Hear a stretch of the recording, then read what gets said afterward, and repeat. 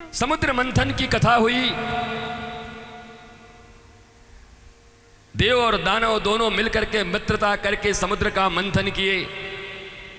जहर निकला तो सबने सोचा किसको दूं, बोला उसी को दे दो जिसके आगे पीछे कोई नहीं है, बोला भोलेनाथ। न बोले कोई रोए आ रहा है ना कोई, दे दो उन्हीं को महाराज, वही खाते पीते रहते। तो जाके दे दिया उनको। फिर चीजें निकलती गई, बढ़ती गई, बढ़ती गई, बढ़ती गई, बढ़ती गई। लक्ष्मी जी अब आई तो नारद जी भी बिना रख करके खड़े हो गए कि बहुत भजन हो गया, अब एक बार हो ही जाए, हमारा भी वरण हो जाए। नारद जी भी खड़े हो गए।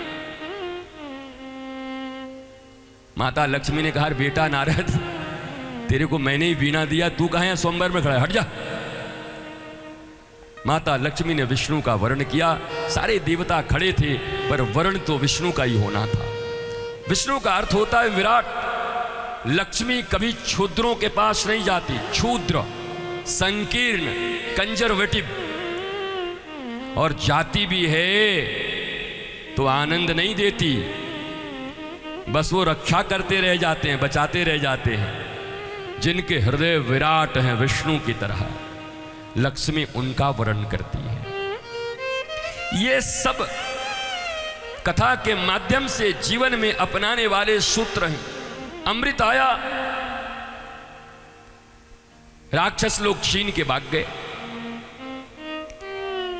अमृत मिला, असुर दूर भाग गए भगवान से, और जिनका छीन लिया गया वो नारायण की शरण में आ गए। प्रभु सब गया। प्रभु बोले कि 4 दिन से श्याम नगर में कथा चल रही है। बाबा जी इतनी बार कहे कि जिसके पास जगदीश है सारा जगत उसके पास है।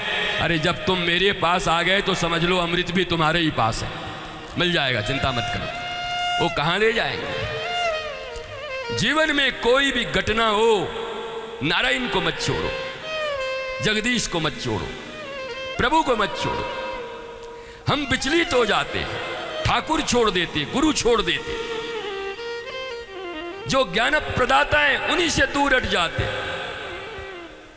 चाहे जितनी कठिन परिस्थितियां हो, पर नारायण से दूर मत जाओ। सब छिन गया, लुट गया, मेहनत चली गई, बर्बाद हो गई, फिर भी नारायण के सामने खड़े हो गए। असुर लोग ले गए इतना बड़ा कुंभ, खूब पिएंगे, पी पाए? एक पिया भी तो आधा आधा हो गया, राहु और केतु। बताओ, भगवान ने मोहिनी अवतार लिया, गए। महत उद्देश्य की प्राप्ति करनी होती है तो ध्यान को विचलित नहीं करते। पर असुर तो असुर हैं, पहले बैठ के पी लिए होते। उनके पीने से पहले मोहिनी पहुंच गई कमल का फूल लेकर के। अब तो असुर के हाथ में वो अमृत, पर देखे पहले इसको, ध्यान भटक गया। वासनात्मक रूप था, सब वासना के पुजारी थे। कहा तुम लोग आपस में लड़ क्यों रहे हो? बोला इसका बंटवारा कैसे होगा? असुरों में से एक किसी ने कहा हम आप पर बहुत विश्वास करते हैं, आप ही बांट दीजिए। प्रपोज किया एक ने कि हम ऐसा कहेंगे तो प्रपोज कर देंगे, तो हो सकता है मेरे पास आ जाएगी। भगवान भी इसी चीज का इंतजार कर रहे थे। भगवान ने कहा सुनो, नख जिनके बड़े बड़े हों, सिंह जिनके बड़े बड़े हों, दांत जिनके बड़े बड़े हों, और अचानक प्रकटित हुई कुल खानदान को जाने बिना किसी युवा स्त्री पर भरोसा नहीं करते। भगवान भी कम तेज नहीं है, विश्वास दिलाने के लिए और उल्टा ही बोल रहे। तो असुर लोग बोले वाह कितनी कुलीन स्त्री है, बताओ, खुद कह रहे कि विश्वास नहीं, अब तो और विश्वास हो गया, आप ही को बांटना है। भगवान कह रहा हम ही बांटेंगे, चिंता मत करो। हम प्रपंच इसलिए फैलाए हैं कि हम बांट दें। भगवान ने लिया। अब महाराज एक आकर के बैठ गया बीच में असुर।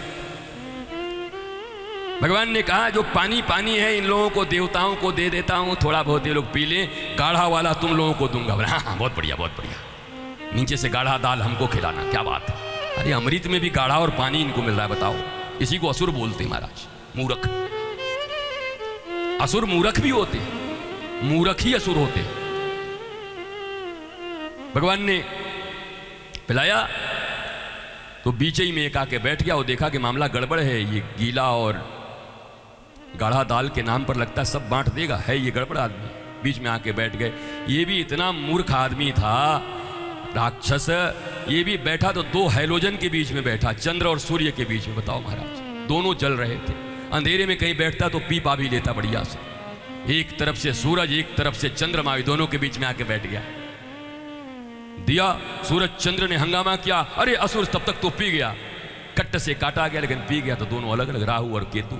ये राहु केतु कुछ कर नहीं पाते, डरा मत करो इन लोगों से, ये सब भगवान के कर्मचारी हैं, ठाकुर जी के कर्मचारी हैं। सब डरते वो हैं जिनका ठाकुर जी से परिचय न हो, डरते वो हैं जिनका श्री कृष्ण नाम पर विश्वास नहीं हो, डरते वो हैं जिनका श्री राम नाम पर विश्वास नहीं हो।